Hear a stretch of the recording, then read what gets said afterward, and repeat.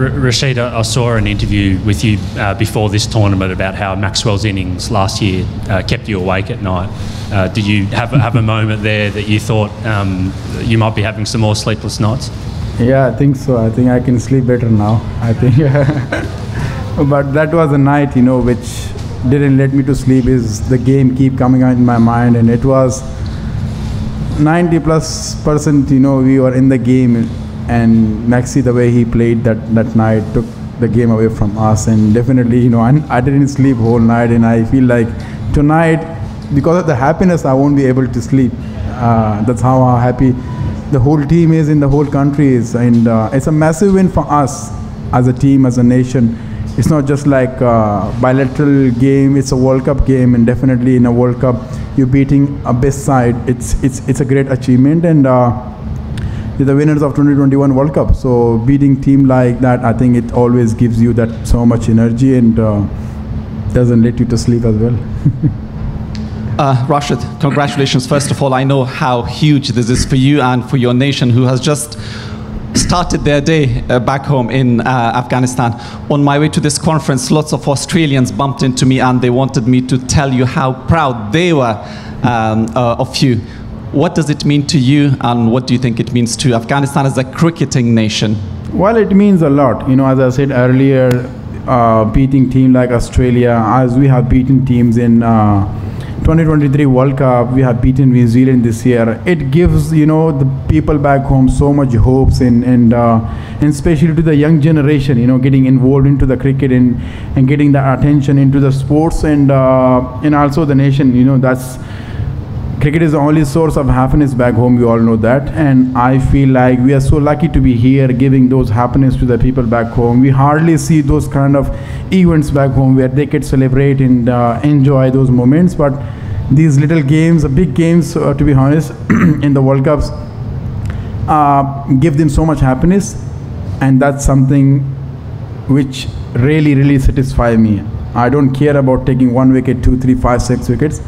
But when I see those people having those smile and celebration back home in every streets of Afghanistan, that is something which gives me so much energy, and also motivates me for the upcoming games, where I will be able to make them more proud. As a team, we can make them more proud and give them more happiness. Rshid, have you ever seen Australia field like that, dropping so many catches and so many missed fields? And did you think that was a big difference in the match, particularly how well Afghanistan fielded?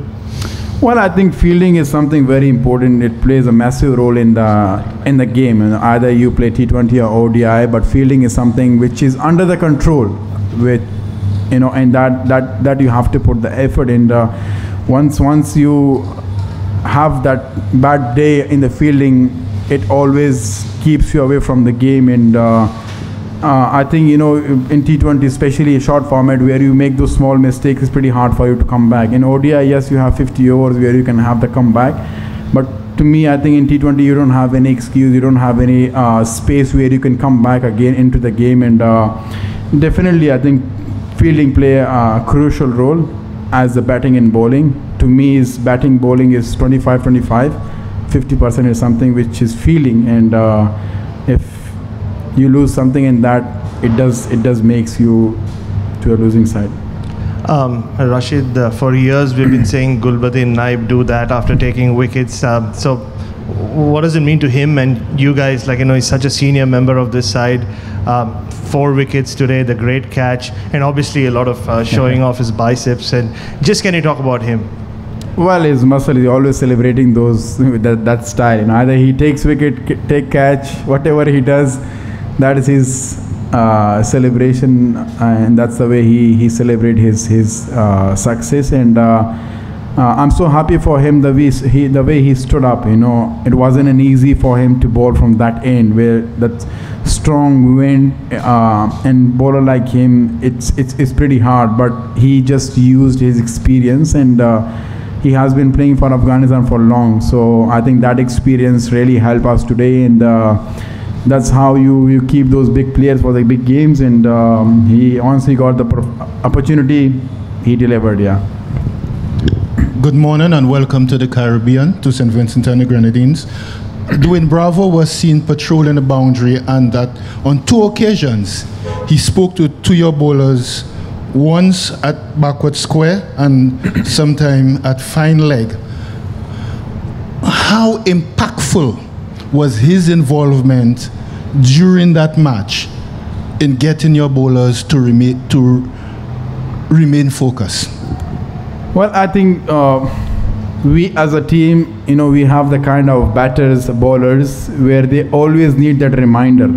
Sometimes they forget the things what we discuss in the meeting. I know coach is here, he's looking at me, so he knows as well, when, especially in the batting department as well, whenever we forget some things we discuss in the meeting, coach is there, head coach, Totti, he keeps reminding them, and that's something, side like this, you need to have those people who reminds the things to you. And same DJ, the bowler sometime in the heat moment of the game, they forget the things what we planned for specific batsman, and DJ is always there to remind them, what we had planned and what you're doing. So yeah, that's the kind of discussion we always have, and I feel there are some players who need reminders, some players they have things in the mind and experience. So our side, once they are well guided, I think they know where to go and how to deliver.